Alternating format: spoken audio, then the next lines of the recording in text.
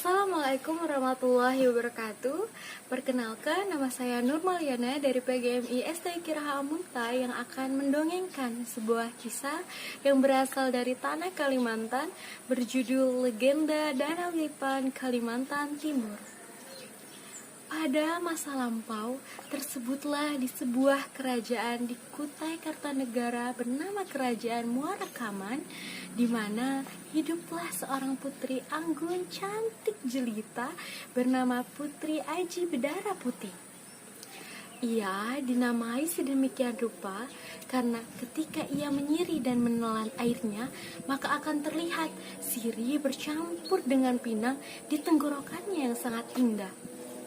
Dan kabar tentang kecantikan sang putri tidak hanya terdengar di seantero kerajaan, akan tetapi kabarnya sudah memperluas hingga ke negeri Cina. Alkisah, ada seorang raja Cina yang penasaran dengan kabar kecantikan sang putri. Ia pun dengan sesegera mungkin membawa pasukannya untuk dengan niat meminang sang putri menjadi istrinya.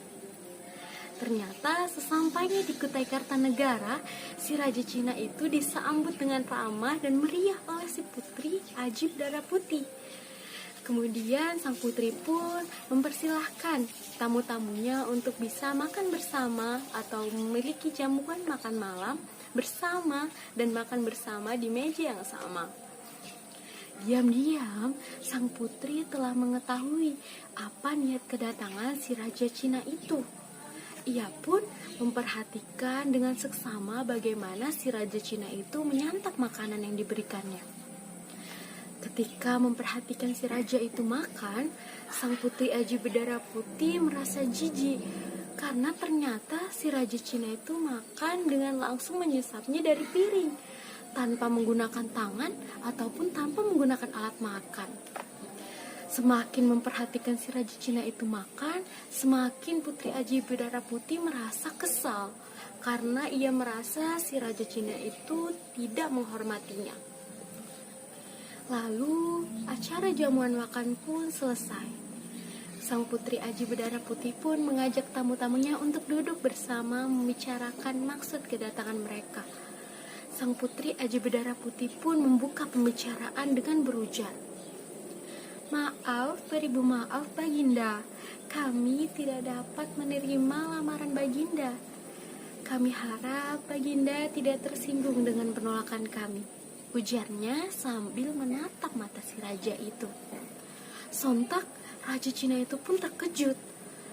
Ia tidak menyangka Putri Aji Bedara Putih akan menolak lamarannya. Ia pun bertanya, "Apa yang menyebabkanmu menolak lamaranku?" dengan nada marah.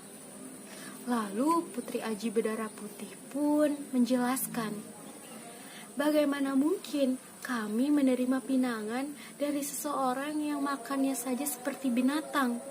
Bagi kami, cara makan Baginda sungguh tidak sopan," ujarnya sambil memanggil pengawalnya untuk bisa mengajak atau mempersilahkan kepada Raja Cina itu keluar dari istananya. Sontak si Raja Cina itu pun keluar dan mulai melangkahkan kaki keluar istana dengan perasaan marah dan kesal. Ia merasa sang Putri Aji Bedara Putih menghinakan keberadaannya saat itu. Lalu ia pun pergi dengan perasaan dendam di hatinya kembali ke negara asalnya. Bulan-bulan pun berlalu. Raja Cina itu pun datang kembali ke Kutai Kartanegara. Kali ini bukan dengan niat untuk meminang, apalagi untuk mempersuting sang putri, tapi dengan niat untuk merebut kerajaan Putri Aji Bedara Putih dan membalaskan sakit hatinya. Ia pun membawa pasukan yang sangat banyak sampai membuat pasukan dari Putri Aji Bedara Putih kewalahan terhadapnya. Ia pun mulai menyerang tanpa ada ampun. Hingga berhari-hari pun berlalu, sehingga pasukan dari Putri Aji Bedara Putih pun mulai tumbang dan banyak yang meninggal dunia. Sontak si Putri Aji Bedara Putih yang memperhatikan dari luar jendela istana merasa mulai resah dan khawatir. Ia merasa si Raja Cina pasti akan membunuhnya dan mengambil kerajaannya. Lalu dengan tergesa-gesa, Putri Aji Berdarah Putih pun berlari menuju kamarnya. Ia kemudian menyirih dan mengambil pinang dengan niat di dalam hati, jika memang kekuatan atau kesaktian dari nenek moyangku itu benar adanya, tolong jadikanlah sirih dan pinang ini sebagai lipan-lipan ganas sehingga bisa memusnahkan pasukan Cina itu. Lalu Putri Aji Berdarah Putih pun menyirih dan menginang tanpa henti. Ia pun berlari menuju jendela istana lagi dan mulai menyepahkan sirih-sirih itu di jendela dengan niat hati yang sama dengan yang tadi. Ia pun selalu menyepahkan sirih itu dengan niat yang sama, dan ajaibnya sirih-sirih itu pun berubah menjadi lipan-lipan ganas, dan itu benar adanya. Dan lipan-lipan ganas itu pun mulai menyerang pasukan dari Cina sampai mereka mulai kewalahan, bahkan dari mereka banyak yang mati. Mereka pun mulai berlarian menuju kapal mereka karena lipan-lipan itu mulai makin banyak. Oleh karena itu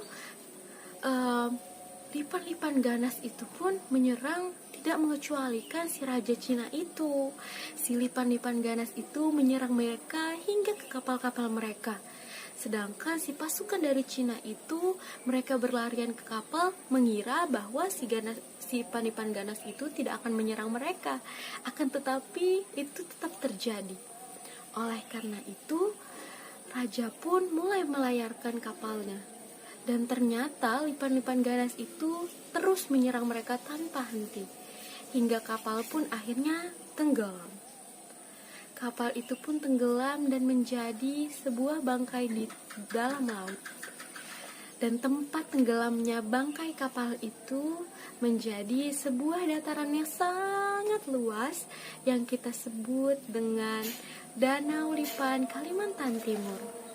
Dan setelah kejadian itu pun, keberadaan Putri Aji Berdarah Putih tidak diketahui di mana. Sang putri hilang tanpa jejak. Sekian dongeng dari saya. Pesan moral dari dongeng ini adalah setiap orang memiliki hobi dan kebiasaan yang beragam. Tugas kita hanya satu, yaitu menghargai dan menghormati perbedaan itu. Jika memang apa yang mereka lakukan sungguh tidak sopan dan mengganggu kita, hendaklah kita menegurnya dengan cara yang sopan, sehingga tidak menyakiti hati siapapun dan tidak menumbuhkan dendam dan perselisihan. Sekian dari saya. Wassalamualaikum warahmatullahi wabarakatuh.